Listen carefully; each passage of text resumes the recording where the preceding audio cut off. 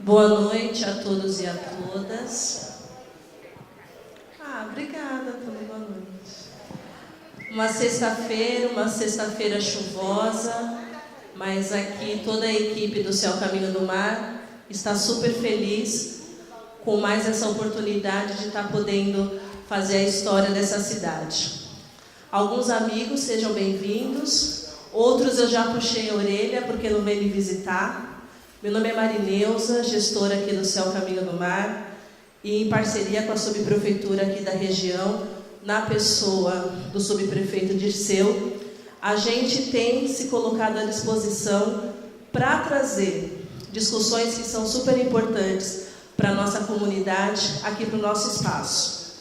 E como a comunidade é uma comunidade super participativa, como sempre acontece aqui no Céu Caminho do Mar, a gente vai iniciar nossos trabalhos com um evento cultural de jovens que são nossos parceiros desse ano, de outros anos, desde sempre, que são jovens moradores da região e também da região adjacente, que vem apresentar uma dança jovem, uma dança animada, para que a gente agora um pouco nesse frio possa estar se sensibilizando e se mexendo um pouco. Então eu vou chamar o grupo Still Green, que eles estão fazendo o lançamento mundial do novo Explore Arte Educadores. São trabalhos sociais em vários locais de São Paulo, campeonatos em alguns lugares fora do Brasil, como a França, a Polônia, a Coreia e a Alemanha. Com certeza, pelo que eu ouvi aqui atrás da cortina, eu falei o nome deles errado. Mas aí, quando eles estiverem aqui, eles vão consertar. Starling Green. Rodolfo, Aranha, Grilo, TH, Arthur e Pituca, muito obrigada, sejam super bem-vindos.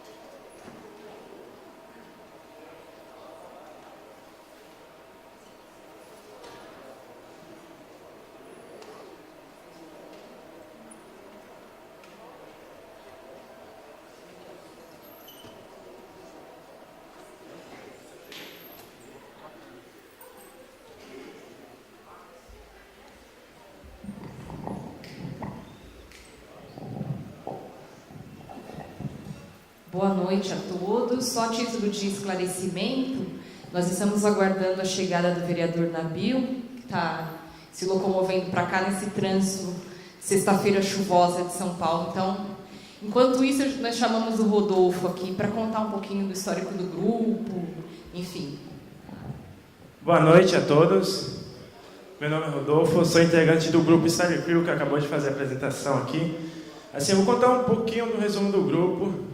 O grupo já existe desde 93. Ele é natural do grupo da aclimação. E, assim, eu sou nova geração. A gente tem aqui hoje o B-Boy Pituca, que é a primeira geração do grupo, o B-Boy Aranha também. E a gente trabalha com shows, eventos, e também trabalhamos competindo também com mundiais. Agora mesmo eu acabei de voltar da Europa, Portugal, fui para o Mundial lá. Em 2003, Pituca foi um dos primeiros b-boys dançarinos do Brasil a sair para dançar e participar de um Mundial. Ninguém conhecia o Brasil. O primeiro grupo foi a Style Crew, a ir para a França e ficar em quinto no Mundial. A gente só tinha férias, só tinha todo mundo, a gente não tinha estrutura, treinava num parque, eles treinavam num parque, chão de pedra dura, mas foi lá, a gente foi, representou, e hoje em dia a gente trabalha com isso, show, mundiais, hoje tem o Aranha também, já participou de 12 mundiais, Coreia, França, Polônia, Alemanha, e assim, esse é o trabalho da Style Crew. Quem quiser entrar em contato, a gente está aqui para tirar dúvida também. É isso, muito obrigado a todos, boa noite.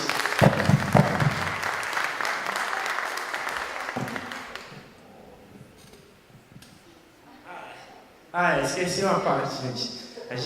Eu também trabalho aqui no CEL, faço alguns trabalhos sociais aqui. E também ensaio, né? Graças a Deus, temos a Maria Cláudia aí da Cultura, que sempre ajuda, cede o espaço. E a Dona Marineusa, que sempre está aí fortalecendo a gente, ajudando.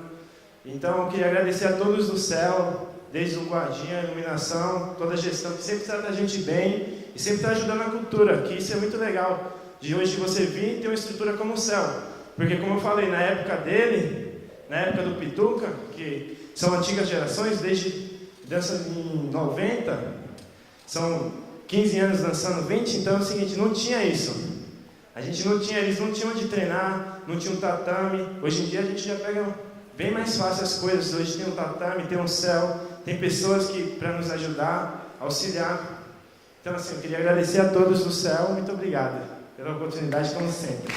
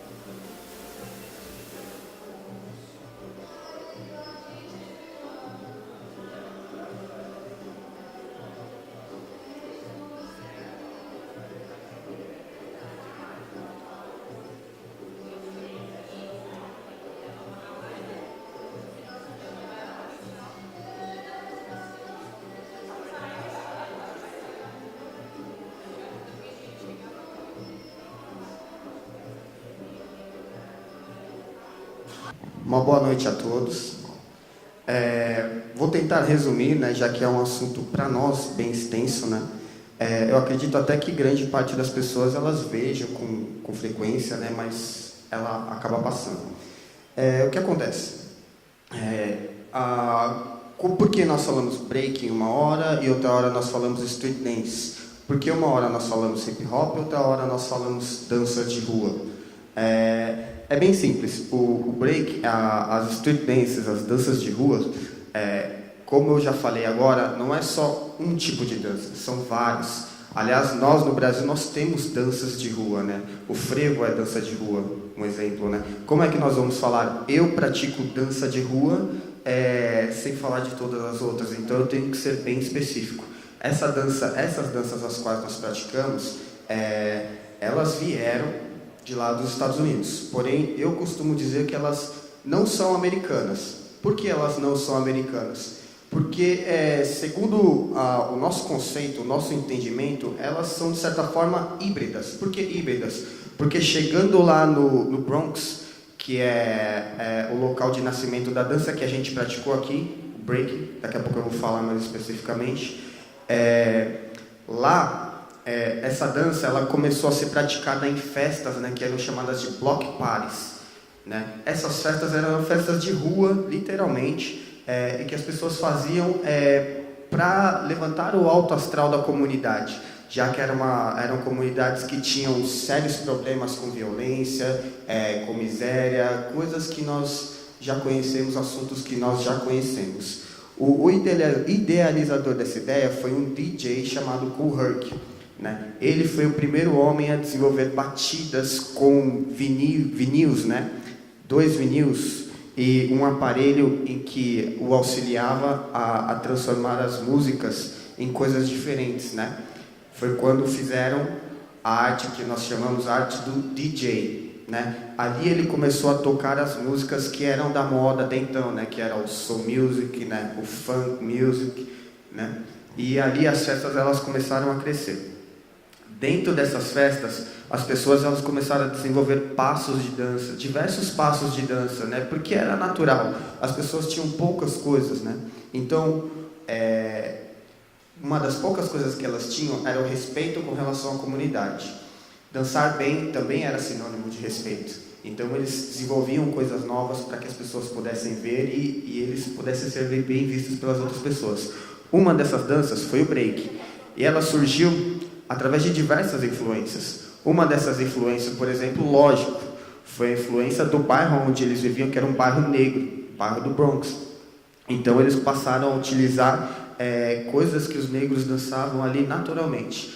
Porém, eles trataram de trazer outras coisas. Um exemplo, havia uma dança que chamava rocking, né? Up rocking, né? Mais tarde, essa dança ela foi uma influência fundamental para isso que a gente pratica.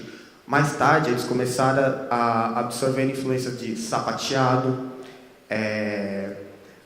inclusive capoeira, né? Muita gente não sabe, mas no mesmo período, o mestre de capoeira ele saiu daqui do Brasil e foi para lá, nos Estados Unidos, ensinar capoeira na mesma região, né? E claro, vocês observaram a nossa mistura e muito provavelmente as pessoas elas tiveram uma influência muito forte da capoeira para desenvolver passos no chão, parecido com o que nós fazemos na capoeira Brasil e capoeira Angola, né? Mais para frente começaram a associar movimentos das artes marciais, um exemplo, o Kung Fu, né?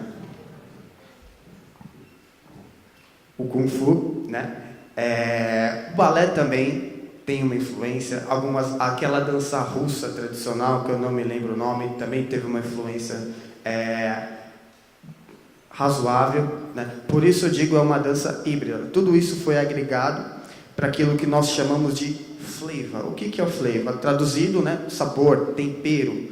Aqui no Brasil nós diríamos o tempero brasileiro, né? Porque tudo isso é trazido para o meio da dança e é colocado de uma forma característica da dança, ou seja, as poses, né, que nós costumamos a fazer, né, a energia da dança, que é muito forte, é muito característica, né, isso é inconfundível. Por isso que nós costumamos dizer, não importa qual passo seja colocado, acrescentado à dança, desde que seja agregado essa parte característica, esse tempero, né. Assim a dança foi desenvolvida, ela começou em pé, depois ela passou a ir para o chão e muitos passos foram desenvolvidos ali.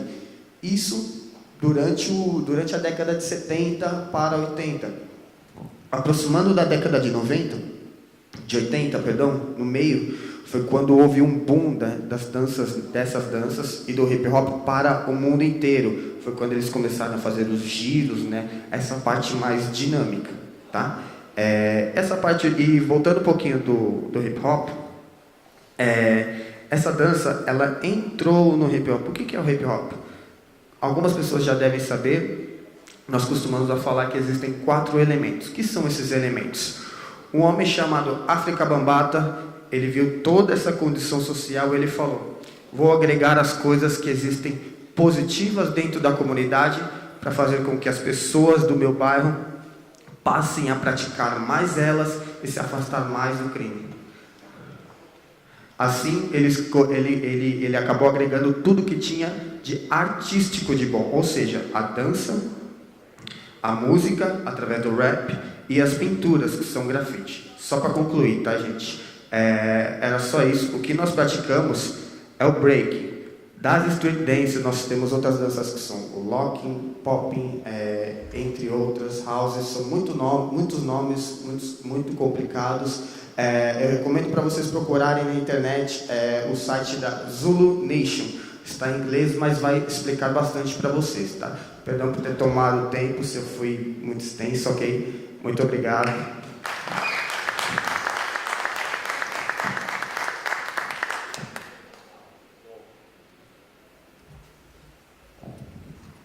Alô? Oi. Bom, boa noite a todos, a todas. É um prazer estar aqui. Eu, vereador Nabil Bonduque, sou relator do plano diretor pela Comissão de Política Urbana, Metropolitana e Meio Ambiente da Câmara. Na verdade, eu aqui nessa sessão estou substituindo o presidente da comissão, né? Essa audiência pública é uma audiência pública da Comissão, né, de Política Urbana, Metropolitana e Meio Ambiente, e nós estamos, então, promovendo esse processo de consulta à população para debater o novo plano diretor de São Paulo. Então, na qualidade de presidente, na verdade, de substituto do presidente da Comissão de Política Urbana, Metropolitana e Meio Ambiente, declaro abertos os trabalhos da 20ª audiência pública do PL 688/2013, Plano Diretor Estratégico de São Paulo. Presentes apenas eu, enquanto vereador, Nabil Bonduque, da comissão, e eu queria, então, convidar para fazer parte da mesa, em primeiro lugar, o subprefeito aqui do Jabaquara, Dirceu Oliveira Mendes, né, a quem eu agradeço aqui a presença e também, todo o trabalho para organizar essa comissão. E eu vou convidar também a Thaís Sucomo, que é assessora de pesquisa aplicada em fomento, que representa nesse ato a Secretaria Municipal de Desenvolvimento Urbano. Essa audiência pública, ela vem sendo publicada no Diário Oficial da Cidade, diariamente, desde o dia 8 de novembro de 2013, foi publicada também no Diário de São Paulo, no dia 11 de novembro, e na Folha de São Paulo, no dia 12 de novembro. Nossas audiências públicas, elas têm o objetivo de ouvir a população na perspectiva de incorporar aquilo que são questões que, eventualmente, não estejam contempladas no projeto de lei. O projeto de lei vocês receberam, ele está aqui publicado nesta publicação. A Thaís vai fazer uma apresentação das linhas mais importantes do projeto de lei e muitos temas, inclusive, que não vão estar contemplados na fala dela, mas que podem ser de interesse específico aqui da região, podem ser tratados. A audiência pública não é sobre apenas a região do Jabaquara, é uma audiência pública que se refere ao conjunto do projeto de lei. É claro que vocês aqui da região vão ter um olhar mais específico para os aspectos regionais, mas a audiência pública se refere ao conjunto do projeto de lei que trata de uma proposta para a cidade como um todo. Eu, na qualidade de relator do projeto, irei analisar todas as propostas que forem encaminhadas, não só aquelas que forem encaminhadas através das falas que serão feitas hoje, mas também através daquelas manifestações que forem por escrito, né? Existe um formulário para se escrever as propostas. Aliás, todos que falarem, se possível, escrevam também as propostas, porque fica mais claro, mais objetivo. E também existe um outro formulário para quem quiser levar para casa, que é uma carta pré-paga, já com o correio pré-pago, de modo que possa preencher, depois talvez de tomar conhecimento de outros aspectos aqui do plano diretor, do texto do plano diretor, vocês vão poder também se manifestar por escrito. Também o site da Câmara, www.sp.gov.br/plano diretor, é um site que está recebendo propostas até o dia 16 de dezembro. Então, vocês têm esse prazo ainda para poder estar se manifestando também através do site. Todas as propostas serão analisadas, todas as propostas serão respondidas, né, se elas serão contempladas ou não poderão ser contempladas no plano diretor. É absolutamente importante esse retorno, essa devolutiva para aqueles que propuseram. Não é o fato de falar alguma coisa aqui que ela automaticamente é contemplada, tá certo? Ela terá que ser analisada pela comissão, ela poderá estar em contradição com outras questões que forem faladas por outros, né, por outros cidadãos ou por outras entidades, né, ou contrariar diretrizes que são importantes que não poderão ser alteradas no projeto. Mas, evidentemente, o peso de uma manifestação será sempre ouvido, né, vocês terão sempre a possibilidade de poder incluir questões que não estão ainda previstas na proposta. Bom, então é isso. Durante a fala da Thaís, nós já estamos abrindo as inscrições. Quem quiser se manifestar já pode aqui procurar a Secretaria da Comissão para poder se manifestar sobre esse tema da audiência pública de hoje, o PL 688/2013. Então eu passo imediatamente a palavra para a Thaís, para fazer a apresentação, e se pudessem uns 20 minutos. Né? Eu quero também me desculpar aqui pelo atraso, né? Vim da USP para cá, quando eu dou aula, levei mais de 1h30 para chegar, né? Que o trânsito realmente está pesado, e esse é um assunto importante para a gente tratar no plano diretor, né? Como é que nós vamos poder fazer com que essa cidade funcione melhor? Afinal, esse é o principal objetivo do plano diretor. Então, obrigado, Thaís.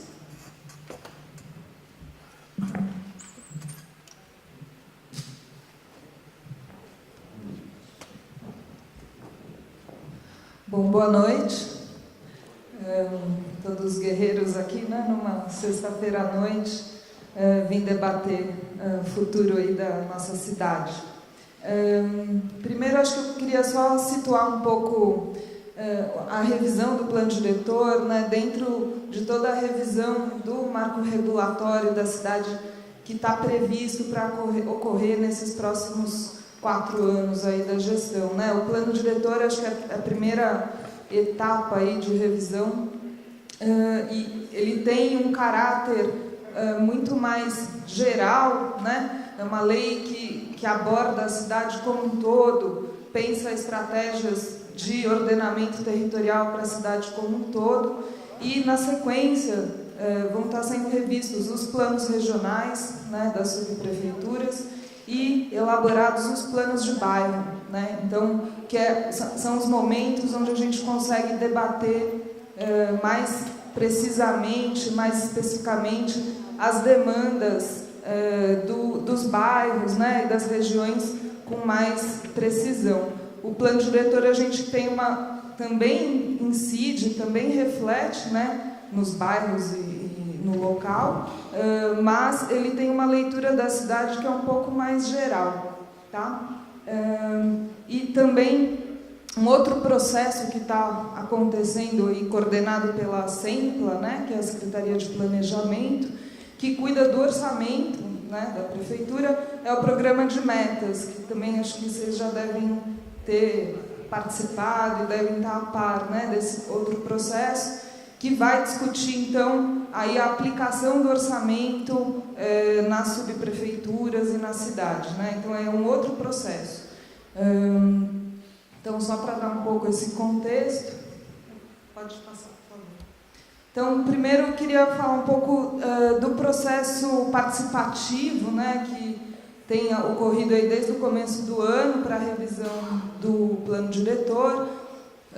Foram feitas 4 etapas. A primeira etapa, então, foi uma avaliação, né, dos resultados positivos e negativos do plano diretor estratégico vigente, né, que foi aprovado em 2002.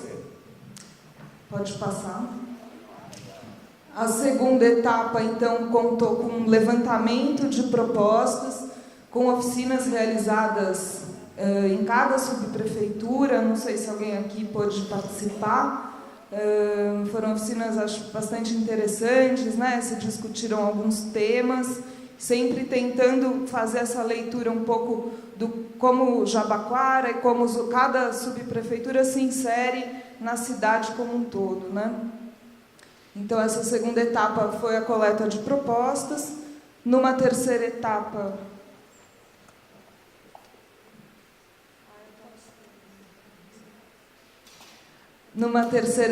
pode passar o slide, foi feita a sistematização dessas propostas, né?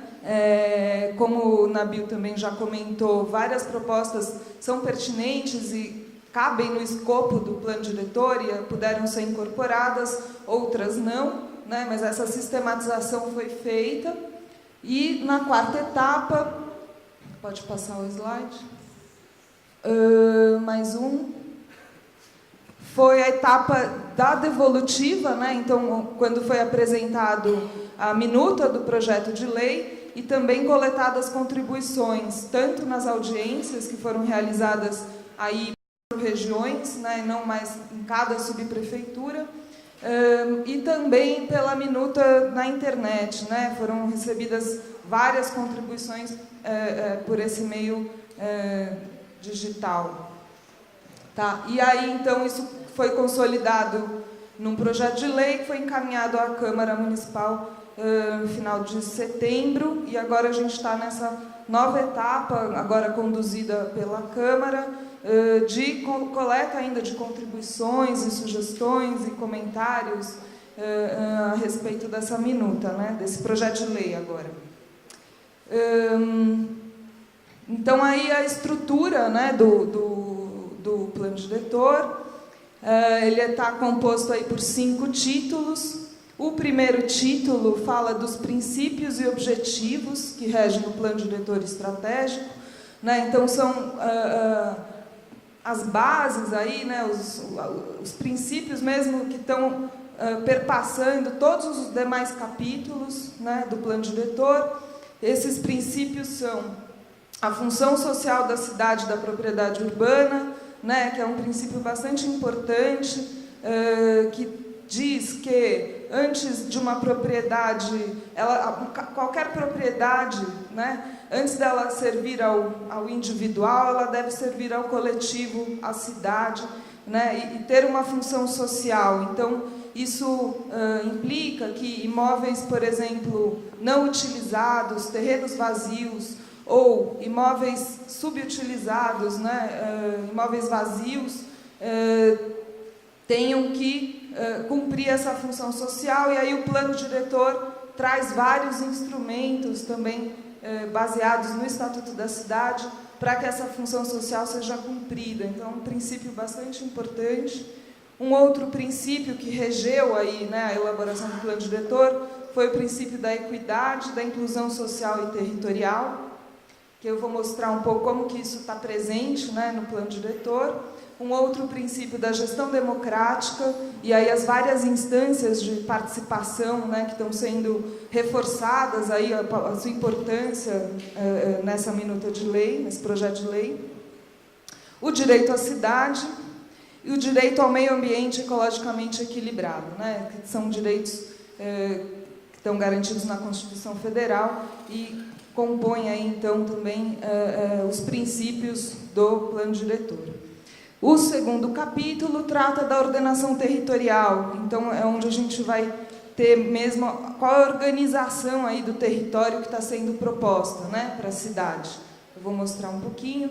O terceiro título, da estruturação dos sistemas ambientais urbanos, vai falar um pouco de como o território se estrutura e de quais são as ações prioritárias, né, quais são as prioridades que se vê em termos de ações no meio ambiente, nas estruturas urbanas, de serem feitas aí para os próximos 10 anos. Né? O período de vigência aí do plano diretor é de 10 anos, quando se prevê, então, uma nova revisão.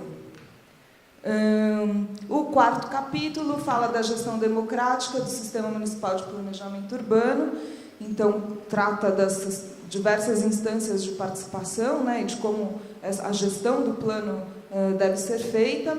E, por último, as disposições finais e transitórias que vão fazer que vão trazer algumas regras enquanto as leis que decorrem, né, do plano diretor não são aprovadas, como a lei do zoneamento, os planos regionais e assim por diante.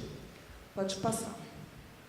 Então, fruto também de todo esse processo participativo e também da contribuição dos técnicos, né, da Secretaria de Desenvolvimento Urbano, enfim, foram traçadas 3 estratégias principais aí para o plano diretor. A estruturação metropolitana, então, o papel que a cidade de São Paulo tem na região metropolitana, né? A otimização dos eixos de transporte coletivo e a redução da vulnerabilidade social, urbana e ambiental. Essas são as 3 estratégias que estão regendo aí as propostas que o projeto de lei traz. Pode passar? Então, para falar um pouco da estratégia de organização territorial, né? A organização do território está sendo proposta em macroáreas. Essa ideia das macroáreas já estava presente no plano diretor de 2002, mas ela ganha uma nova distribuição e também algumas novas características, né? Então, cada macroárea traz objetivos de desenvolvimento urbano, estratégias, instrumentos e a priorização de investimentos, certo? Esse é o mapa, então, a cidade de São Paulo e a divisão das macroáreas, né? Se a gente seguir ali à esquerda a legenda do mapa, a gente vê que a macroárea aqui mais escura, que é um vermelho escuro, é a macroárea de estruturação metropolitana, né? Que a ideia, não sei se vocês reconhecem, são as várzeas aqui do Rio Tietê e do Rio Pinheiros, junto com a Avenida Cupecê, a Avenida Jacupês e a Avenida do Estado, as várzeas do Tamanduateí. A ideia é que esse território ele tem muita infraestrutura, né, tanto de transporte quanto de saneamento e tudo isso, mas é um território que, por vezes, está pouco aproveitado para habitação. Então, é um lugar que tem emprego, mas não tem moradia, e, por vezes, tem moradia, mas não tem emprego, né? Então, a ideia é tentar, nessa macroárea, equilibrar essa relação entre oferta de emprego e oferta de moradia. A segunda macroárea ali na nossa lista é a macroárea de qualificação da urbanização consolidada, que é grande parte aí do território da cidade, que são áreas que já têm uma urbanização consolidada, mas que ainda precisam de melhorias e de alguma qualificação. A macroárea da redução de vulnerabilidade urbana, que é essa laranja mais escura, são as áreas onde se encontram maiores precariedades urbanas, né? Então, loteamentos irregulares, favelas, as áreas de risco, né? São áreas que precisam de maior investimento em infraestrutura, em transporte, né? Então, essas áreas laranja escuro são caracterizadas dessa forma. Depois, o amarelo claro é a macroárea de recuperação urbana e ambiental. São regiões, se vocês perceberem, que já estão mais perto das bordas da cidade. Então, elas misturam um pouco ainda áreas que têm uma característica ambiental importante de ser preservada e, por vezes, recuperada, porém já apresentam também alguma ocupação urbana e, nem sempre, mas também com bastante presença de áreas precárias e vulneráveis. O verde claro é a macroárea de contenção urbana e uso sustentável. Então, a ideia é que nessas áreas não se estimule o crescimento, né, da cidade, pelo contrário, que se controle o crescimento da cidade e, ao mesmo tempo, se promova, então, a sustentabilidade, né, desses territórios. E a macroárea de preservação de ecossistemas naturais são áreas já uma presença de vegetação, de características ambientais ainda mais próximas do natural e que devem ser, sim, preservadas e onde a urbanização não é possível de ocorrer, né? Então, é o Parque da Serra da Cantareira, aqui na Serra do Mar. Então, são áreas já ambientalmente protegidas e onde a urbanização não deve ocorrer. Pode passar. E aqui eu trouxe em destaque a macroárea de estruturação metropolitana, com também os perímetros de incentivo ao desenvolvimento, né, que correspondem às bordas, à lateral, aí, área de influência da Avenida Jacupêssego, aqui a leste, e da Avenida Cupecê, aqui na região sul, né, que está próximo aqui da gente, né? Nessas áreas, a ideia é trazer emprego, né? O objetivo principal é tentar equilibrar essa oferta emprego-moradia, incentivando a localização aí de empresas, no caso da Jacupêssego, um polo tecnológico, né? Que tragam emprego também para a região. Pode passar. Outra estratégia, então, relacionada aos eixos de transporte coletivo, de massa, né, de alta e média capacidade, é a estruturação desses eixos urbanísticos ao longo da rede de transporte público coletivo de média e alta capacidade. Então, qual que é a ideia ao longo desses eixos, né, que são ao longo das linhas de trem, das linhas de metrô e dos corredores de ônibus? Não as faixas exclusivas, os corredores mesmo que correm que tem acesso pela esquerda, né, que correm nos canteiros centrais das avenidas. Então, a ideia é o adensamento demográfico, onde a oferta de transporte público coletivo, então, é trazer mais gente, tanto morando quanto trabalhando ao longo desses eixos, um condicionamento do adensamento à existência ou implantação de infraestrutura de transporte. Então, para os locais onde está sendo prevista a implantação de novos corredores ou de novas linhas de metrô, é associar isso também a infraestruturas, né? Não chegar só ao corredor e deixar isso solto, né? Mas articular com outras estratégias. Maiores coeficientes de aproveitamento combinados com cota de terreno por habitação. E aí a intenção disso é aumento da densidade demográfica. O que quer dizer isso, né? Ao longo desses eixos de transporte, vai ser permitido construir mais, né, do que nos outros trechos da cidade. E a ideia com isso é justamente permitir e possibilitar esse adensamento, trazer mais gente. Mas também não é de qualquer jeito, né? A ideia é que isso seja combinado com produção de cidade mesmo, com produção de urbanidade, né? E, nesse sentido, essa ideia da cota de terreno por habitação é para evitar que sejam feitas unidades, ou apartamentos, ou unidades habitacionais, né? Grandes, que mora pouca gente, né? A ideia é ter um equilíbrio aí também da densidade construtiva em relação à densidade populacional. E outra estratégia associada a esses eixos é a previsão de ZEIs, né, de zonas especiais de interesse social, ao longo dos corredores, né? Então, a ideia também de trazer a habitação de interesse social para próximo dos eixos de transporte. Então, esse é o mapa desses eixos existentes. Eles indicam áreas de influência, né, onde outros regramentos, né, então, são nessas áreas onde o coeficiente de aproveitamento, que é o que diz o quanto se pode construir num terreno, nessas áreas se pode construir mais do que em toda a área cinza.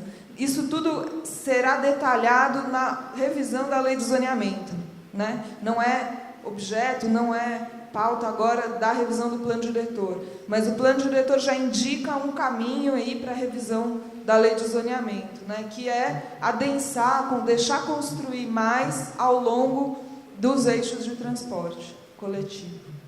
Pode passar, por favor?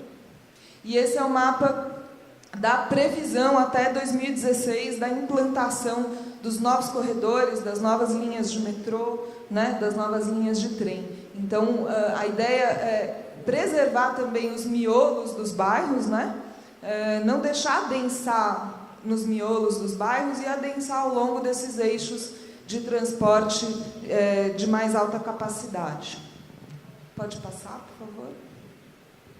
E aí um pouco a ideia da cota-parte, né, que é essa relação entre o quanto se constrói e quanta gente mora. Então, a cota-parte maior, ela diz... Ai, agora eu me confundi. Mas, se a gente tem uma cota-parte maior, significa que a gente pode construir menos unidades habitacionais nesse terreno. Quanto menor for a cota-parte, mais unidades habitacionais a gente vai ter no terreno. Isso significa mais gente morando, né? E então essa relação entre o quanto se constrói e o quanto as pessoas moram fica mais equilibrada. Por que isso é importante? Se a gente olha um mapa da densidade populacional de São Paulo, a gente vê áreas densas no centro e no centro expandido, mas áreas bastante densas na periferia, né? E, por outro lado, se a gente olha a densidade construtiva, que é quanto tem de construção, a gente vê muita densidade nessas áreas mais centrais e pouca densidade nas periferias, né? Então, é um pouco tentar fazer unidades habitacionais mais povoadas, né? Com mais gente. Pode passar. Esse é o quadro, então, dos parâmetros urbanísticos que o plano diretor está propondo para as macroáreas, e aí a diferença que os eixos colocam, né? Basicamente, a ideia é que a gente tenha um coeficiente básico na cidade de 1, então você pode construir uma vez a área do terreno, e no eixo ele pode chegar até 4, né, que é o lugar onde mais se poderia densar. Isso já entra um pouco... Depois, se alguém tiver dúvidas e tal, a gente pode esclarecer. Pode passar? Então, a segunda estratégia aí, né, que está colocada pelo plano diretor, da redução da vulnerabilidade social urbana, o enfrentamento das desigualdades socioterritoriais, né? As EIs e os investimentos prioritários em territórios com grande vulnerabilidade social. Pode passar. Então, o plano diretor revê e aumenta bastante os perímetros de ZEIs, né, de Zonas Especiais de Interesse Social, para tentar garantir oferta de terreno para habitação de interesse social, né, na cidade. Pode passar. E rever também as definições do que seriam HIS e HMP. Tá? Se alguém também depois quiser maiores esclarecimentos aqui sobre essas definições, a gente pode retomar. Pode passar? Nessa estratégia também da redução da vulnerabilidade, o plano diretor define diretrizes de investimentos prioritários que possibilitem o alcance dos objetivos de ordenamento territorial que possibilita, então, essas ações estruturantes do território. E aí, pode passar, ele define, então, ações prioritárias no Sistema Municipal de Áreas Verdes, né, com a previsão aí de implantação de novos parques, novas praças, um sistema de áreas verdes, né? Pode passar. Também ações prioritárias no sistema de transporte público coletivo, né? Aí desde as linhas de trem, linhas de metrô, monotrilho e os corredores de ônibus. Eu trouxe só alguns exemplos. Pode passar. Ações prioritárias no sistema de equipamentos urbanos e sociais, então, prevendo aí a construção de novos céus. E a gente tem temas também, por exemplo, de saneamento, coleta de resíduos sólidos, né? Quer dizer, uma série de ações prioritárias aí para estarem acontecendo na cidade. Pode passar. Além disso, né, nessa estratégia aí da redução da vulnerabilidade, o plano diretor utiliza instrumentos urbanísticos que recuperam para a coletividade a valorização imobiliária gerada por ações públicas e coletivas, né? Então, também alguns exemplos, um exemplo, pode passar, que é da outorga onerosa do potencial construtivo adicional, né?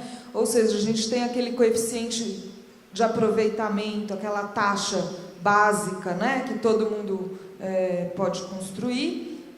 Passou do básico até o coeficiente máximo, que no caso dos eixos é 4, no caso das outras áreas da cidade é 2, passou desse coeficiente básico, é cobrada, então, essa outorga onerosa, né? E a ideia é que o investimento privado, né, porque quem está construindo vende no caso de um prédio de apartamentos, por exemplo, vende esse apartamento e onera, por outro lado, a infraestrutura pública, né, instalada. Então, a ideia é recuperar um pouco desse investimento, dessa sobrecarga, né, das infraestruturas públicas através da outorga onerosa. E daí usar essa outorga para investir nessas ações prioritárias. Pode passar. Alguns outros instrumentos aí que o plano diretor traz novamente, né? Eles já estavam no plano diretor de 2002, então a operação urbana consorciada, a área de intervenção urbana, e essa a área de estruturação local é uma proposta que está vindo com este plano diretor, com a revisão, que se assemelha à ideia da área de intervenção urbana anterior, mas ela é mais focada ainda nas áreas de vulnerabilidade, né? As operações urbanas também tiveram uma certa modificação, elas não estão mais sendo desenhadas, né, no plano. As operações urbanas que já estão com a lei vigente permanecem, mas aquelas que estavam só propostas como perímetros foram retiradas, e existe a possibilidade de implantar novas operações urbanas mediante uma lei específica, com um projeto, com um perímetro que vai ser definido a posteriori, né? Pode passar, vou explicar um pouquinho aí a área de estruturação local, que é o que tem de diferente aí nesse plano. E a ideia, então, é articular no território investimentos dos vários setores, né,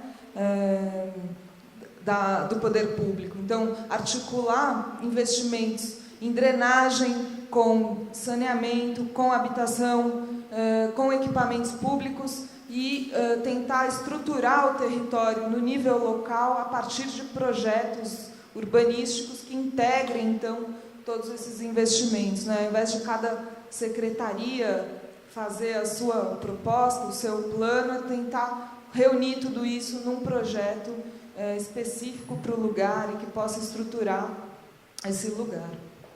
Próximo. E aí as estratégias, então, na questão da gestão democrática, né, reforçando aí o papel dessas instâncias que já existem, o Fundurb, né, que é o fundo para onde vai todo esse recurso que é coletado aí com a outorga onerosa, a CMPU, Conselho Municipal de Política Urbana, a CTLU, que é a Comissão Técnica de Legislação Urbana, a CPPU, Comissão de Paisagem Urbana, os conselhos regionais e indicadores de monitoramento, né? A ideia é que se crie indicadores para ir acompanhando a implementação do plano, acompanhando a implementação dessas ações que estão sendo propostas. Mais um. E aí as disposições finais e transitórias, então, o que está valendo após a aprovação, né, desse projeto de lei, o que passaria a valer imediatamente, né? Então, na Jacupêssego e na CUPC, o coeficiente de aproveitamento, né, naqueles perímetros de incentivo que estão relacionados à macroárea de estruturação metropolitana, já passaria a valer o coeficiente de aproveitamento máximo de 4, e haveria uma isenção de cobrança dessa outorga onerosa, né, do potencial construtivo adicional, para empreendimentos não residenciais, né, que é justamente esse incentivo para trazer emprego para essas regiões. Além disso, né, as zonas exclusivamente residenciais permanecem como zonas exclusivamente residenciais na revisão do plano. As zonas especiais de preservação cultural também permanecem.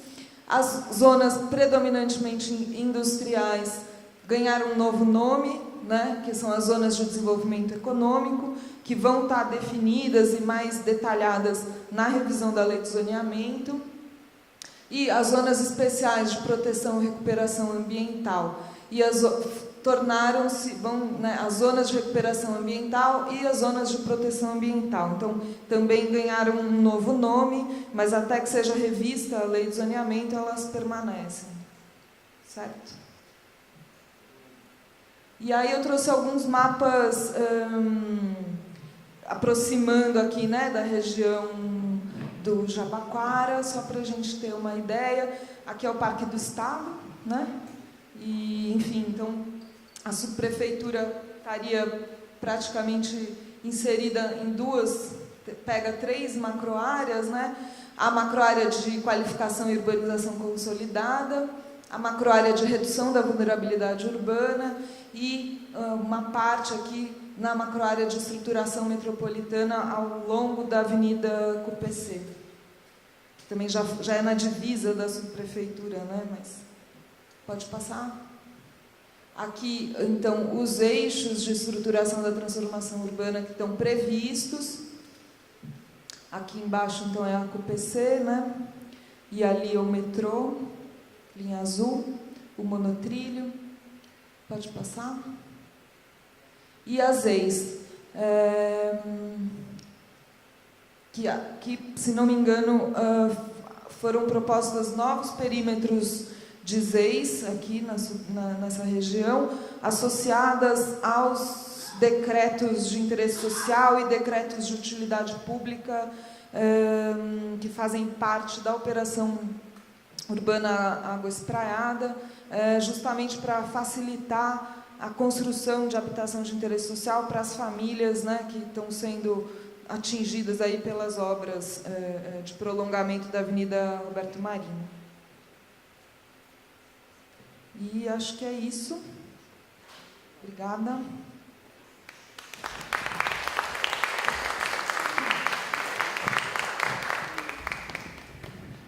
Obrigado, Thaís. Eu vou, então, passar imediatamente aqui para os inscritos. O primeiro inscrito é o Alexandre Gomes, assessor do gabinete do vereador Policy.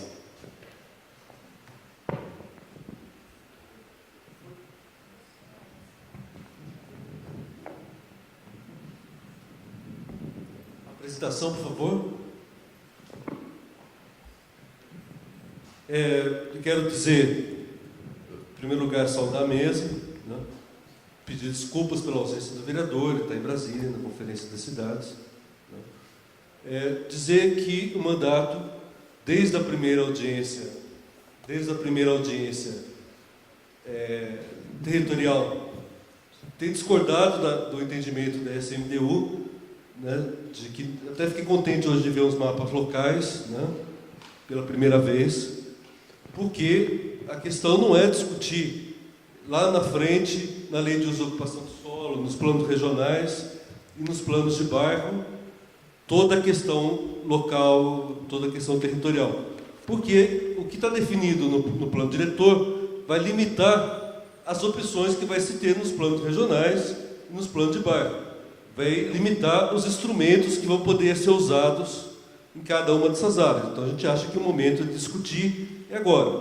E com o princípio, né, de planejamento e gestão participativa, né, e descentralizada, a gente acha que é muito importante que a população, pelo menos, tenha uma noção do que está planejando, do que a SMDU planejou para o seu território, né? Então, uma apresentação muito simples, mas para mostrar mais ou menos o que a SMDU planejou e escreveu na lei para o território da subprefeitura de Jabaquara. Pode passar.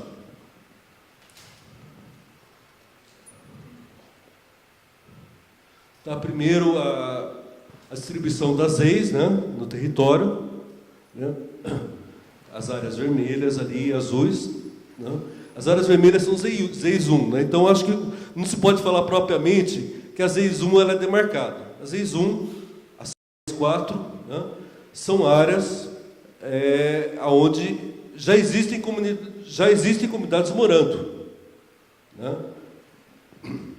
Então, na verdade, o poder público apenas reconhece que elas existem, cumpre o seu dever de reconhecer que elas existem e para traçar um plano para que ela seja reurbanizada. Ela, na verdade, não demarca, ela só reconhece uma área que já existe. Eu acho que ali você estão conseguindo se localizar ali no território, tendo uma noção de onde está. Já as outras áreas de ZEIS, daí sim são áreas que foram as áreas de ZEIS 2 e ZEIS 3 que foram demarcadas, né? Pode passar. Essas são as áreas dos eixos de estruturação. Está um pouquinho difícil de ler as letras aqui mas aqui é a CUPC, né? Aqui é o Parque do Estado. Como ele é muito escuro, ele confunde com a marcação, né? E ali o metrô, né? Então a gente vê que a maior parte dos eixos aonde vai ser atribuído na lei, como está proposta hoje, coeficiente 4, auto-aplicável, ou seja, logo depois que aprovar a lei, segundo, pelo menos até agora está proposta, já está valendo o coeficiente 4, a pessoa já pode protocolar o projeto, né, na subprefeitura. Então, também por isso, não dá para deixar para discutir essas implicações no território, tentar localizar, ver se essa marcação foi adequada, porque dá marcado quadra a quadra, né, se essa marcação é adequada, porque até discutir a lei de uso e ocupação do solo, já uma boa parte dessas áreas vão estar cheias de torres sendo erguidas já. Pode passar. Então, aqui as várias macrozonas de como a SMDU pensou que deve ser a subprefeitura. Então, a primeira que está marcada aqui, a macroárea de estruturação metropolitana, né, que é o Arco do Futuro, pode passar. Aqui, na CUPC, né, como já foi falado, tem um eixo, embora fale de incentivo fiscal, na verdade seria mais um incentivo urbanístico, né, porque os usos não residenciais que vão estar ali na CUPC, que vai influenciar a parte da fronteira com a cidade de Ademar, né, os usos não residenciais não vão pagar outorga onerosa, vão ter coeficiente 4 sem pagar outorga onerosa. Então, é um grande incentivo urbanístico, né? Pode passar.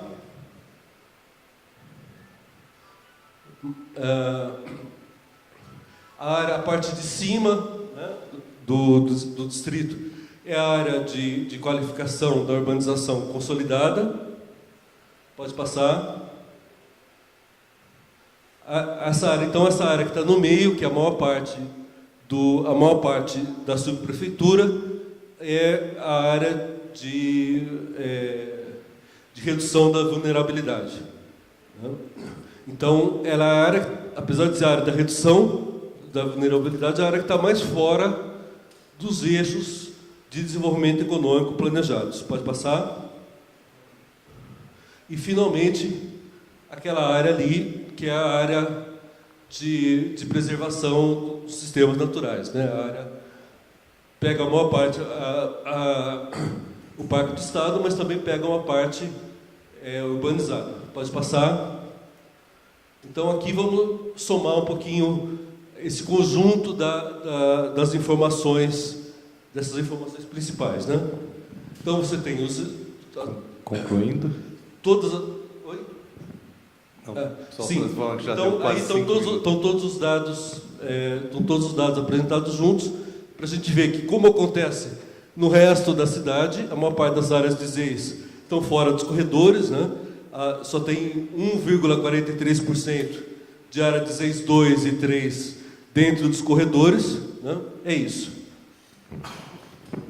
Obrigado, Alexandre.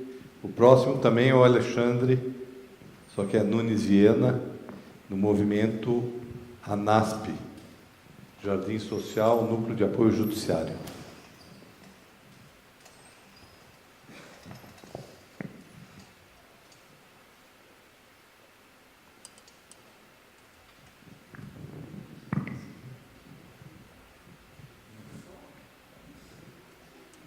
Bom, gente, em 3 minutos só vai dizer para dizer assim, ó, meu nome é Alexandre, pronto, né? Porque quando o pobre vai falar, ele é limitado. É mais ou menos assim. A questão da urbanização... são 3 minutos, viu? São 2. Mas a questão da urbanização, quando se fala de pobre, há uma certa rejeição, né? Porque pobre tem que morar na favela, não é mesmo? Pobre tem que morar na favela por quê? Porque ele nasce, ele se desenvolve, ele cresce e morre na favela. Quando morre de tuberculose, geralmente morre na mão da polícia. Agora, até que fica essa política, essa prefeitura de São Paulo, que já levou tanta gente a óbito, né, nas comunidades, nas favelas, tirou tantos sonhos de mães, de família, agora nós vamos falar em urbanização.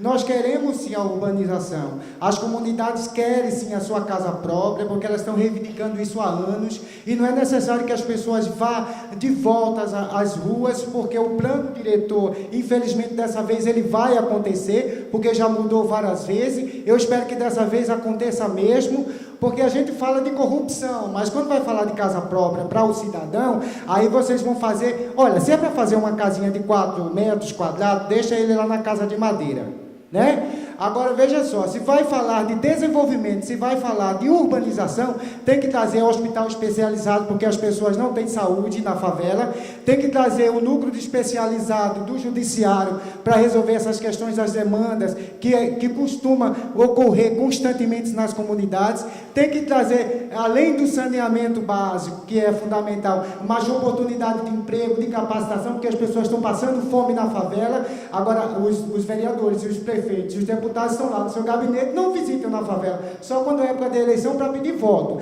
Aí passam anos e anos, passam 4 anos para decidir o que é que vai resolver com aquele pobre, né? Porque está perto de eleição. Mas eu espero que dessa vez, quando vocês forem realmente desenvolver esse plano, que faça uma casa digna, que faça blocos de apartamentos, né? Porque o pobre também tem direito. Agora não adianta, porque se vocês fizerem um apartamento e cobrar um absurdo, vocês só vão transferir a favela, porque não vai ter policiamento, porque não tem policiamento suficiente no estado, né? Então vocês vão tirar uma favela de madeira, colocar num bloco, num apartamento, mas não vão trazer segurança, não vão trazer transporte, né? Não vão trazer outras utilidades que as pessoas precisam no dia a dia. Então é fundamental que essa urbanização ela seja completa com o que nós já viemos questionando tantas as vezes, que é um hospital especializado, um núcleo do judiciário para resolver as questões temáticas, né, que nós precisamos. Precisamos também que amplie essa questão da capacitação, da oportunidade de emprego, né? Que vejam, agora também eu acho que é importante, além desse núcleo, né? Do núcleo do judiciário, necessário que tenha uma casa de acolhimento, um núcleo de acolhimento social, porque quando o pobre lá não puder pagar a sua casa própria, ele vai ser despejado judicialmente, né? Aí ele vai voltar para a rua, só vai aumentar o número. E aí tem um albergue social, para pegar aquela família lá que não pode pagar o seu apartamento, né? E ele seja novamente inserido na sociedade. Aquelas pessoas, por exemplo, que estão lá na penitenciária, que a maioria do pessoal que está na penitenciária vem da favela, não vem do Senado, não. É da favela. Agora que a gente está entendendo que deputados, vereadores, senadores estão indo para a cadeia, graças. Isso é novo no Brasil. Eu fico muito feliz com a Dilma, fico muito feliz com o ministro Barbosa, porque estão colocando agora os políticos na cadeia, né? Porque já era para ter ido muitas vezes. Agora nós que estamos lá, nascemos, crescemos na favela, entre o rato e o lixo, precisamos de moradia digna. A comunidade quer casa própria,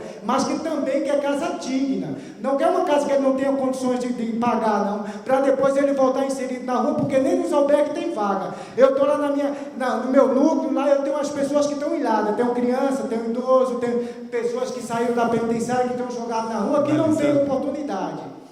Bom, eu espero que esse plano diretor seja um sucesso. Eu parabenizo esse projeto, mas eu espero também que dava o complementar. Muito obrigado. O próximo é o André Bernardino da Conceição, morador.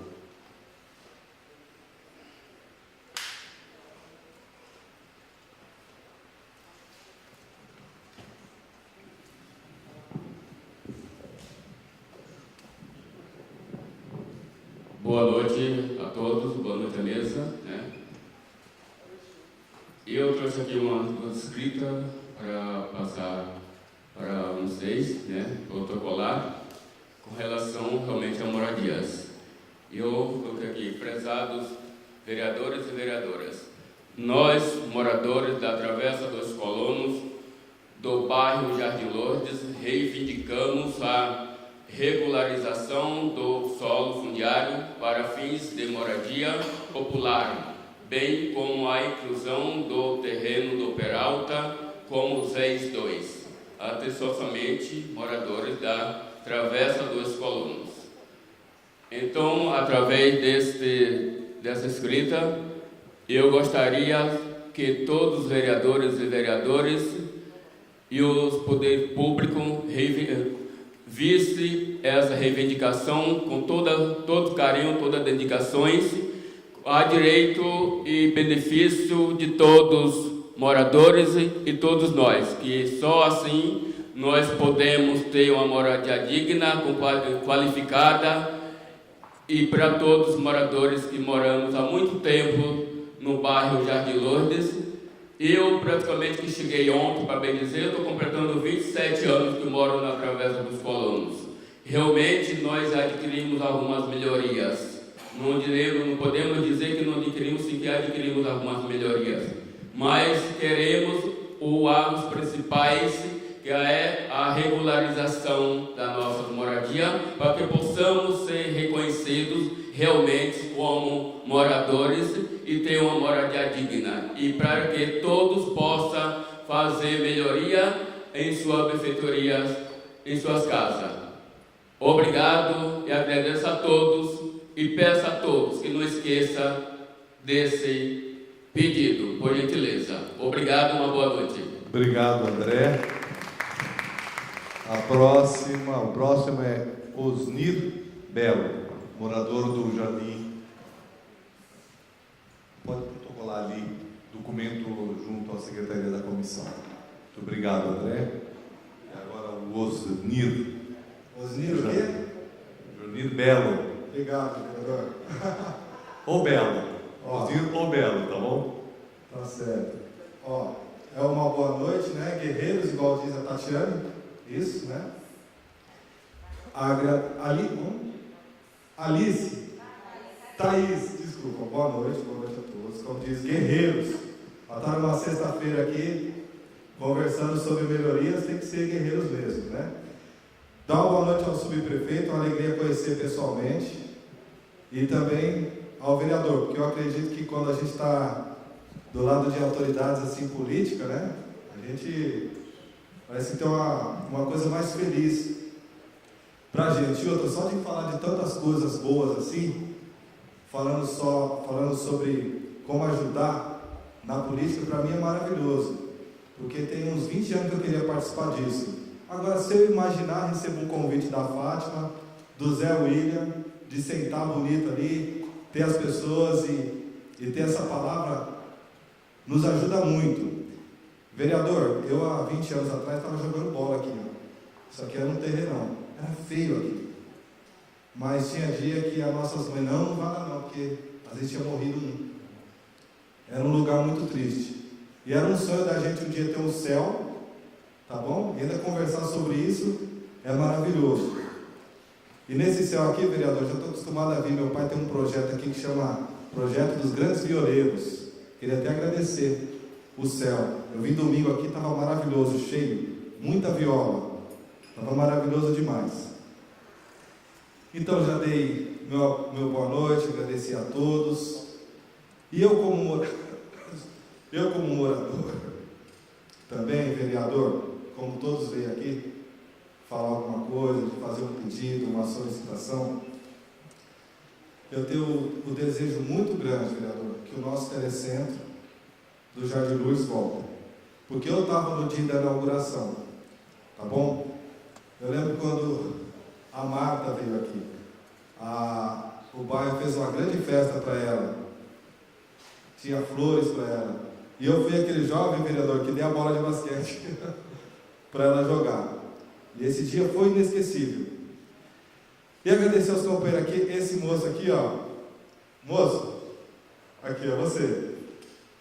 Me tratou super bem aqui, ó. Meu jovem, você é o Araújo.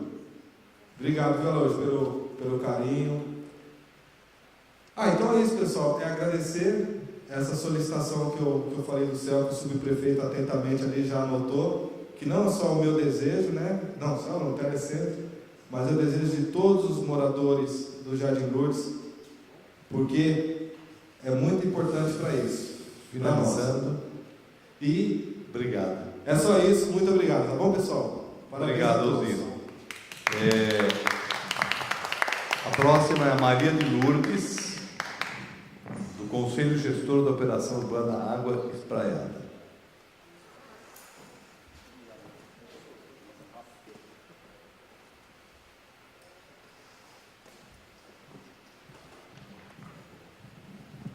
Boa noite a todos. O meu nome é Maria de Lourdes, como já foi citado aqui. Eu sou moradora daqui do Jardim Lourdes há 30 anos, sou líder comunitária, participo de vários conselhos, inclusive o conselho aqui do CEL, o Conselho de Saúde do Lourdes e também o Conselho Gestor e temos também o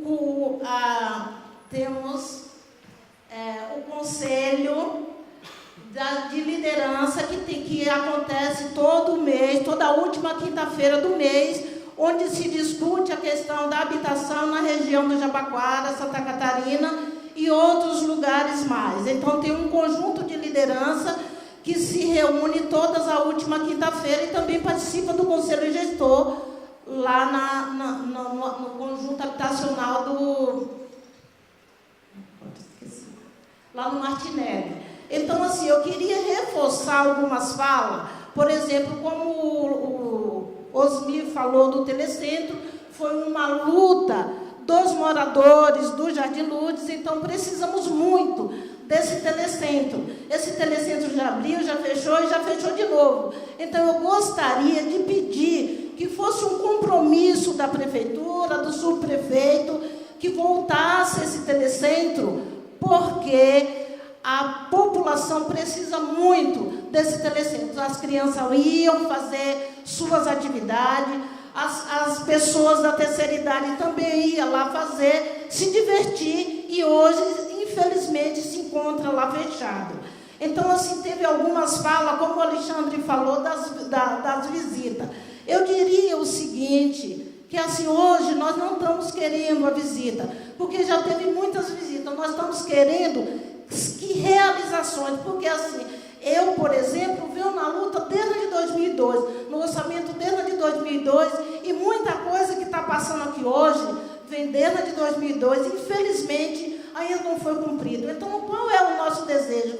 É que isso seja cumprido, porque assim, é uma luta, e eu acredito que os munícipes precisam disso. Eu gostaria de citar algumas coisas, por exemplo, aqui, esse Céu Caminho do Mar foi uma luta dos moradores, teve várias pessoas que participou, que se organizou para que hoje acontecesse. Nós precisamos de mais, não só esse céu, nós precisamos de mais. Aqui ao lado do céu tem uma mata. E eu gostaria de pedir que essa mata fosse cuidada. Por quê? Porque, veja bem, para que os moradores tivessem mais segurança, mesmo as pessoas que trabalham aqui no céu tivessem mais segurança, porque assim lá acontecem muitas coisas. Então, assim, que não fosse uma preocupação dos moradores, mas também de vocês, prefeito, governador, vereadores e todo, que eu acredito que é de uma responsabilidade de todos, porque a gente sabe que mata é do governo, que fosse cuidado. Eu gostaria de fazer uma pergunta para a Thaís. Ela falou do perímetro. Qual a mudança que houve no perímetro? Você poderia explicar? Porque para nós, que participa da reunião do Conselho Gestor da Operação Urbana Água Espraiada, eles falaram que as pessoas que moram aqui fossem retirado das suas casas, que fosse para o perímetro próximo. Então, eu gostaria de saber o que foi mudado nisso. Ok, obrigado, João Luiz. Muito obrigada. Obrigado. Depois as respostas vão ser dadas todas juntas, ao final. A próxima é Cíntia Zaparoli, arquiteta. E na fala dela, nós vamos encerrar as inscrições. Se tiver mais alguém querendo se inscrever, se inscreve durante a fala da Cíntia. Eu queria, assim, uns esclarecimentos de como está o andamento das audiências que a comissão está fazendo e qual é o andamento daqui para frente. Então, quantas audiências mais vão precisar e qual é o trâmite para fechar e encerrar o plano diretor, para que as pessoas saibam quando é que ele passa a ser aplicável, né, na vida das pessoas para essa vida útil, né, do plano diretor. Obrigada. Obrigado. Não temos mais nenhum inscrito. Alguém mais se inscreveu? Senão a gente vai aqui já passar para a mesa. Não, eu vou fazer o seguinte, vamos passar aqui para a mesa, a gente faz as respostas. Eu queria também convidar o prefeito, né, para também se manifestar, não só sobre questões que foram levantadas aqui, como outras questões importantes da subprefeitura. Depois eu passo para a Thaís para responder as questões. Eu quero fazer também algumas considerações. Aí, se tiver mais algum questionamento, a gente abre uma segunda rodada. Bom, boa noite para todo mundo. É um prazer receber você aqui na BIL para explicar tudo isso. Ao nosso amigo Alexandre também. Depois eu queria conversar com você na saída, beleza? A gente poder bater um papo. Só uma questão, acho que a Lourdes é que levantou. Ô, Thaís, você quer que eu fale sobre o perímetro da operação urbana? Alguma coisa que era uma pergunta dela ou você quer falar? Tá. Sim, não, só esclarecer do período da operação urbana, então, que é uma coisa muito particular da operação urbana aqui no Jabaquara, é que, segundo todas as informações de AB que a gente está tratando, Lourdes, nada mudou com relação à proximidade e só vai para outro condomínio fora da área da operação urbana aqueles que quiserem ir como ir para o Sacomã, no outro condomínio. Tirando isso, permanece da mesma maneira, não tem mudança nenhuma.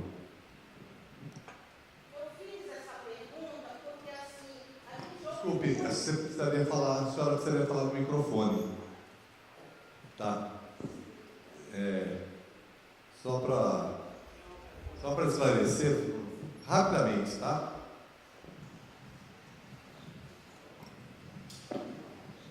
Eu fiz essa pergunta porque, assim, a gente passa para as pessoas o que ouvimos lá na reunião. E aqui fora tem outras informações distorcidas e há uma descredibilidade muito grande das pessoas, e as pessoas ficam com medo que eles vão sair da casa dele e vai para longe, aonde isso não foi passado para nós. Então, é por isso que eu fiz a pergunta, porque há uma preocupação muito grande que as pessoas permaneçam nos seus locais, até porque eles já têm uma familiaridade no local onde ele reside. Obrigada. A orientação do prefeito é que permaneça da mesma maneira, tá? A proximidade não muda, o atendimento é dentro da área da operação urbana. Acho que a única questão que tinha para mim era essa aqui. Você quer prosseguir? Só aproveitar aí no esclarecimento aí da questão da operação urbana. Não houve alteração de perímetros, nem nada disso.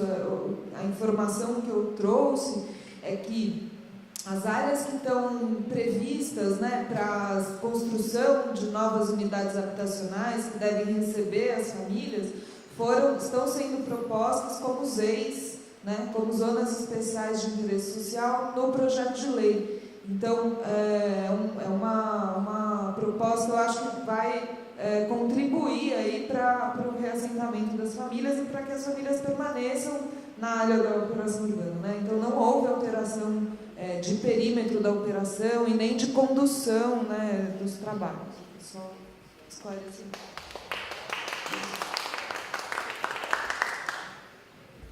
Bom, eu queria falar algumas questões aqui que são sobre a região e a proposta, né, para todos que, de alguma maneira, a gente tem que ter um olhar específico para a região, né, e nós temos aqui 2 eixos estruturadores muito importantes, aliás, 3 eixos estruturadores muito importantes dentro da operação, dentro do Jabaquara. O primeiro deles é do metrô, né, o metrô e a avenida, e mesmo depois do metrô, né, o corredor de ônibus, que continua, né, na Avenida Armando, né, Armando Pereira, né, Armando Pereira, tá certo? Isso, quer dizer, o que o planetor está dizendo? Que nesses eixos de transporte coletivo, nós vamos ter um adensamento, um coeficiente 4, né, com estímulos a unidades habitacionais pequenas, né, no máximo a média de 80 metros quadrados, e eles estão nos eixos de transporte coletivo de massa, né? Então, isso significa, né, ao longo do metrô, significa ao longo do monotrilho, né, que pega, na verdade, ele pega um pequeno trecho, né, da subprefeitura, e também da CUPC, que também pega um pequeno trecho na subprefeitura de Jabaquara, embora, na verdade, ele pega um grande trecho muito próximo do Jabaquara, né, porque, na verdade, a CUPC passa, né, ela passa praticamente, né, a poucos metros,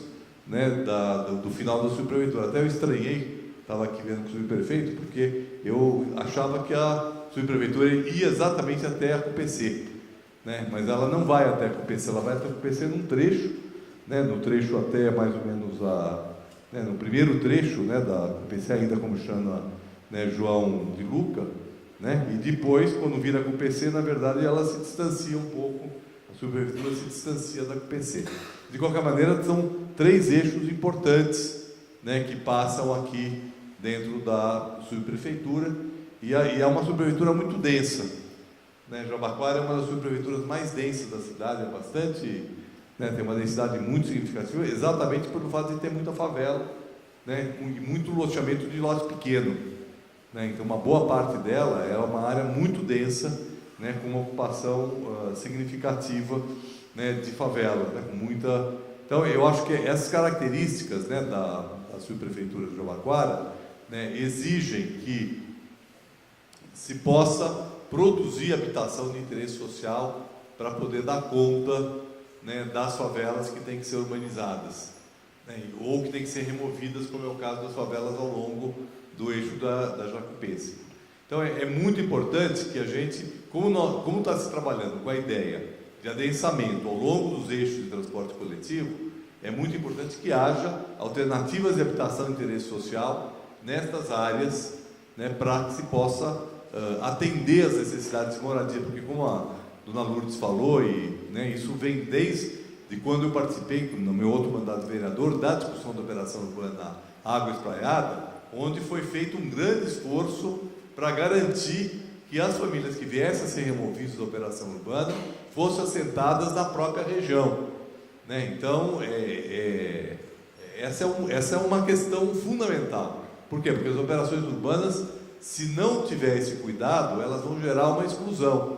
E mesmo ao longo da Avenida Roberto Marinho, que já houve uma grande expulsão no trecho do Brooklyn, no passado, agora quando for feita toda a Avenida Parque, que vai ser feita nesse outro trecho, é muito importante que seja atendida o conjunto da população moradora na própria subprefeitura.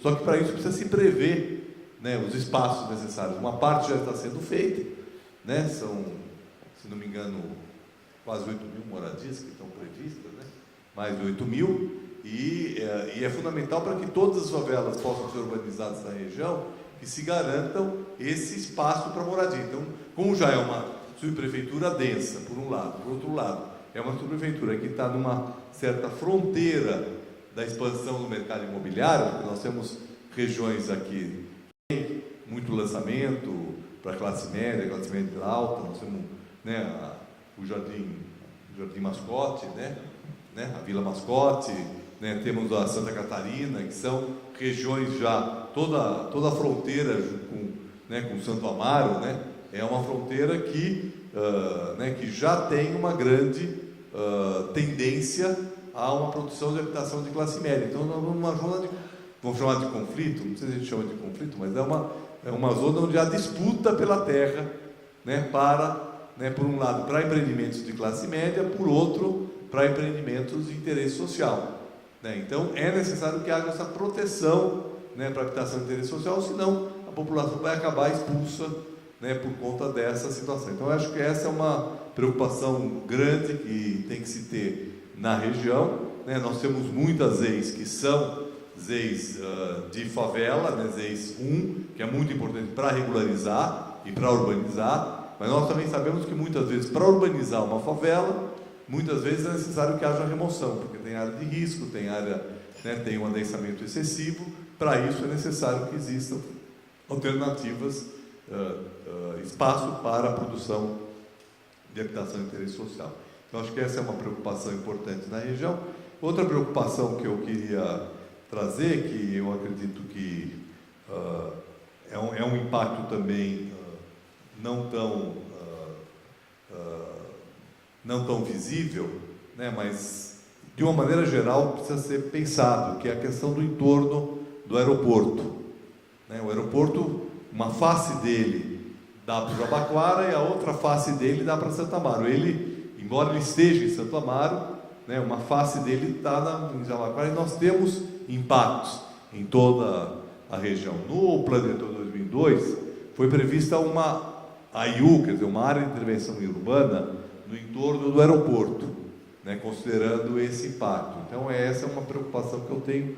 Essa questão não está tratada com especificidade, Eu aqui não estamos falando exclusivamente de Jabaquara, mas estamos falando aqui de Jabaquara, Vila Mariana e Santo Amaro, que são os 3 subprefeituras do entorno do aeroporto. E ela exige um certo olhar específico. Em relação à pergunta da Cíntia, sobre o andamento, essa aqui é a 20ª, como eu falei, a gente deve até comemorar aqui, a 20ª audiência pública que a Câmara está fazendo sobre o plano diretor. Eu consegui participar até agora de 18, não pude participar de 2, outros vereadores participaram, o vereador André Matarazzo, Polici Neto, Paulo Francis, são outros vereadores da comissão, que têm também participado de algumas audiências públicas. É um esforço que nós estamos fazendo no sentido de ouvir o máximo possível a população, e vamos fazer ainda mais 40, são 44, então vamos fazer mais 24 audiências públicas. Amanhã de manhã temos uma audiência pública que deve ser maior, porque ela pega a macro-região sul, certo? Inclusive, vocês estão convidados para participar também, mas a ideia é que ela vai acontecer na Capela do Socorro. Então, ela é audiência pública da Capela do Socorro, mas ela está sendo, inclusive, mais divulgada pela televisão, divulgada pelos jornais, pela rádio. Então, para quê? Para poder ter mais possibilidade das pessoas participarem. Então, ela é da Capela do Socorro, mas ela vai acontecer na Capela do Socorro, mas, como todas as audiências públicas, são para a cidade toda. Então, né, interessa aí que o máximo possível de pessoas possam estar participando da audiência pública de amanhã. No domingo de manhã será feita a audiência pública na cidade de Ademar, que é fronteira nossa aqui, e depois faremos ainda em outras subprefeituras da Zona Sul, da Zona Norte e Zona Centro-Oeste. Tá? A Zona Leste nós já encerramos as audiências públicas da Zona Leste. Estão sendo feitas por regiões, macro-região, e depois, então, a partir de amanhã, nós vamos ter todas as audiências públicas da Zona Sul, segunda-feira em Boimirim, né? Depois teremos demais audiências públicas da Zona Sul. O nosso calendário é que a gente possa chegar, então, até o final deste ano, com todas as audiências públicas realizadas, além das audiências públicas regionais, estão sendo feitas audiências públicas temáticas na Câmara. Semana passada tivemos uma exclusiva de habitação, tivemos uma de gestão na terça-feira passada, segunda ou terça-feira, não lembro mais, foi terça, na segunda, e teremos agora na próxima terça-feira, dia 26, teremos uma audiência pública sobre os instrumentos e as ações na área nas questões ambientais. Então, e daí teremos ainda outras audiências públicas temáticas que, portanto, servem para discutir artigos específicos relacionados com temas da região. Então, é esse o calendário nosso de audiências públicas. A partir dessa audiência pública será elaborado um substitutivo, né? O que é o substitutivo? É um projeto que substitui esse, já elaborado, então, pela nossa comissão, né? Eu, como relator, tenho a responsabilidade de estar coordenando os trabalhos, mas esse substitutivo deve ser amplamente debatido e elaborado em conjunto com os demais vereadores da comissão e, eventualmente, outros vereadores da Câmara. Esse substitutivo, então, é o que vai para uma votação na Câmara e, claro, que o Executivo também está participando intensamente desse processo, né? Tem uma série de sugestões de alteração, né? E, claro, que todos os cidadãos podem interferir, né, no projeto. Então, nós tivemos aqui, por exemplo, uma proposta importante que foi trazida pelo André, né, de inclusão de 2 EIs novas. Então, as EIs e outras áreas que forem propostas terão que ser analisadas, tanto pelo Executivo como pela Câmara, né? Nós temos eu digo nós, vereadores, né, eu estou acompanhando todas as audiências, temos clareza de que nós teremos que introduzir novas EIs. Algumas EIs terão que sair também, porque tem EIs que não cabem, né? Quer dizer, que não poderão ser utilizadas para habitação, não adianta a gente deixar como EIs marcadas. Então, essa avaliação está sendo feita, né, tanto pela SEAB como pela SMDU e pelos vereadores, para que a gente possa, de certa forma, chegar no melhor projeto que dê respostas aos problemas.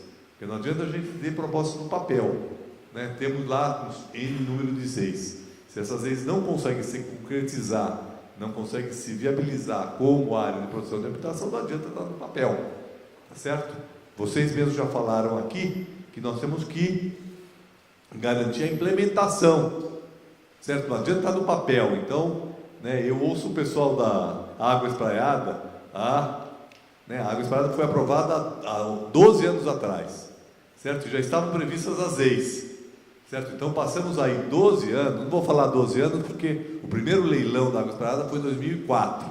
Então, desde 2004 tem recursos nessa operação. E não foram priorizadas, não foi priorizada a produção de habitação, né? Dentro das EIs que estão no papel. Então, não adianta ter EIs no papel, elas precisam virar habitação. Precisa acontecer a habitação. Então, desde 2004 tem recursos, mas primeiro se priorizou a ponte, depois se deixou parado o recurso durante muito tempo, se reviu a lei da operação urbana para incluir um túnel de 2,5 km, tá certo? Que ia custar todo o recurso que tinha na operação. Eu fui um daqueles que defendeu que esse túnel não fosse levado adiante, porque se ele fosse levado adiante, todo o dinheiro da operação ia ser consumido com o túnel e nós íamos ficar vendo navio de novo, né? Tanto que o subprefeito está me dizendo que agora está vendo que as coisas estão andando, né? Que a produção da habitação está acontecendo, e eu acho que é fundamental que realmente se consiga viabilizar, né, essa reabilitação para poder fazer a obra viária e a obra do parque e poder fazer a conexão, né, a um custo que seja compatível com a capacidade de investimento da prefeitura. Porque se fosse fazer um túnel que é consumir todo o recurso da operação urbana, e talvez até recurso que nem tem ainda na operação urbana, né, o que acontecer é que as demais intervenções previstas, elas iam ficar em segundo plano. E aí teria que se usar recurso do orçamento, que nós sabemos que é escasso. Então, né, não adianta estar no papel. O plano diretor é muito importante, eu quero, né, dizer claramente isso para vocês, mas ele é insuficiente. Não adianta ter plano diretor e não ter depois o acompanhamento e aquilo que está proposto no plano diretor não se concretizar, né? Então, eu acho que essa é uma questão importante para todos entenderem. Também, em relação à questão que, dois moradores aqui falaram do telecentro, né? Tem questões que não são questões que vão poder ficar definidas no plano diretor, no detalhe, tá certo? Quer dizer, implantação de um telecentro, né? Quando o plano diretor define uma zona de redução da vulnerabilidade, uma macro área, está dizendo o seguinte: esta área aqui é uma área prioritária para a implantação de equipamentos de todo tipo, inclusive telecentro, tá certo? Agora, então o plano diretor dá a diretriz para a intervenção. Agora, o plano diretor, ele não vai dizer assim, precisamos implantar o telecentro do Jardim Lourdes, né? Pode até dizer que existem áreas prioritárias na cidade, mesmo dentro da área de redução da vulnerabilidade, áreas prioritárias para a implantação de equipamentos, entre os quais poderia até se incluir telecentros, a gente entender que o telecentro hoje é um equipamento que precisa ser coberto toda a região, toda a cidade, mas é um assunto mais da gestão, né, da implementação daquilo que é uma política pública do município, né? Então, a gente tem que esclarecer para também não existir expectativa sobre o plano diretor para além daquilo que o plano diretor tem possibilidade de responder, né? Então, aí vai ter discussão, né, do orçamento, né, das prioridades da região para poder viabilizar. Nós esperamos que o plano diretor possa estar votado até o começo, né, os primeiros meses do ano que vem, né? Mas claro que para isso nós teremos que conseguir compatibilizar as várias visões, as críticas que existem, né, sobre alguns aspectos do plano diretor, acertar questões que foram levantadas aqui pelo Alexandre, são importantes, né, que, né, o gabinete do vereador Pólice tem contribuído bastante com, né, uma visão crítica em relação a alguns aspectos do projeto, que precisarão também estar respondidos na medida do que for possível, né? O substitutivo deverá contemplar as questões que forem pertinentes, né, e que forem possíveis de serem incorporadas dentro de um acordo que terá que se fazer entre, né, todas as sociedades, né, o executivo, o legislativo. Um plano diretor não é um projeto para um governo, é um projeto para a cidade e para as próximas 3 gestões, tá certo? Então ele tem que dar diretrizes que sejam seguidas pelas próximas gestões, não só por essa. Por isso que ele é muito importante. Então, eu não sei se tem alguém mais que quer se manifestar, né, para a gente encaminhar para a conclusão dessa audiência, né? Eu quero, né, deixar aqui, independentemente dos que já se manifestaram, os outros podem se manifestar pelo site, né, e também levar, quem quiser levar um formulário, né, uma carta, né, já pré-paga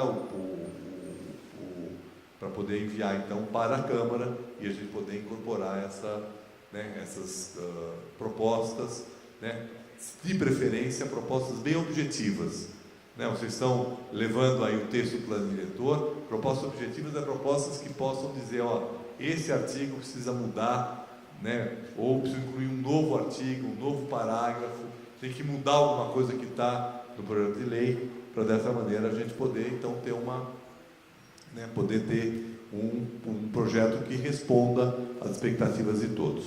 Eu vou passar aqui para o Dirceu, para o subprefeito, que quer dar um informe, né? E aí em seguida a gente encaminha para o encerramento.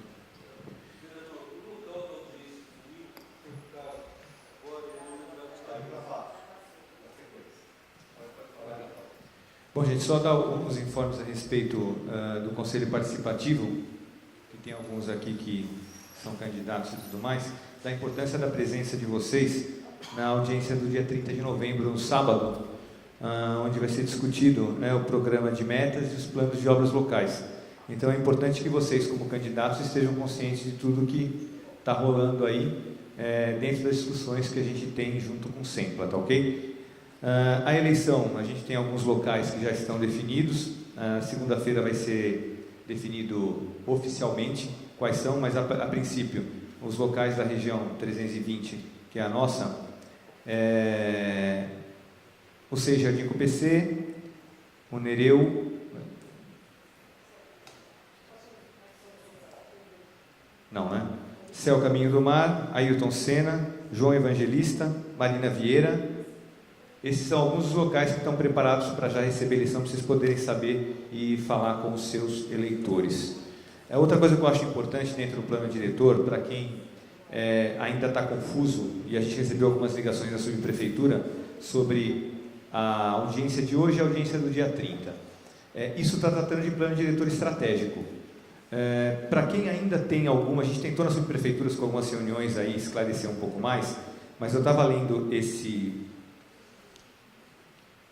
panfleto que foi entregue hoje. Eu acho importantíssimo que quem queira conhecer um pouquinho e saber se nas próximas audiências ainda dá para incluir alguma coisa que queira, eu acho que é importante, porque aqui está muito didático aquilo que a gente pode fazer dentro do plano diretor sem misturar ele com o plano de metas. O diretor são para vários governos, o plano de metas é para esse governo. Então acho importante que vocês leiam com atenção isso aqui, para vocês poderem saber o que mais vocês podem aplicar aí em críticas e sugestões.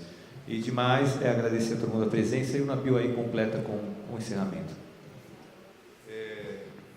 A audiência pública de domingo, né, da cidade de Ademar, vai ser no Céu Alvarenga, a estrada da Alvarenga, 3.752, Balneário São Francisco, cidade de Ademar.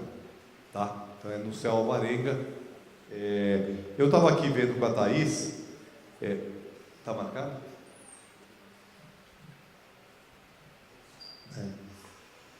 Bom, de qualquer maneira, a gente estava olhando aqui sobre o corredor de ônibus, que na verdade o corredor de ônibus segue, né, do Jabaquara, segue até a fronteira com o Diadema, né? Então ele é uma área de influência que está marcada.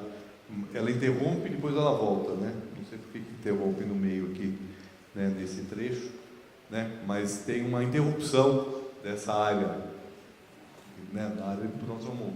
Quer dizer, é importante essas agências, porque para nós tem funcionado muito, inclusive, para mim particularmente, tenho ido a todas, para a gente ter um olhar mais local sobre as questões que de certa forma, estão colocadas de maneira mais genérica no plano diretor, né? Então, quando a gente vem no local, a gente conhece os problemas específicos, tem possibilidade de entender melhor a região. Isso ajuda muito, porque a cidade de São Paulo é muito grande, né? E tem muita diversidade, né? Então é fundamental que a gente possa estar, né, participando, né, desse processo de maneira conjunta com todos vocês. Bom, eu queria então, nada mais tendo a tratar, eu queria encerrar essa audiência pública, que é a 20ª audiência pública sobre o PL 688/2013, que trata da revisão do plano diretor estratégico. Então, agradeço aqui a presença de todos vocês, né?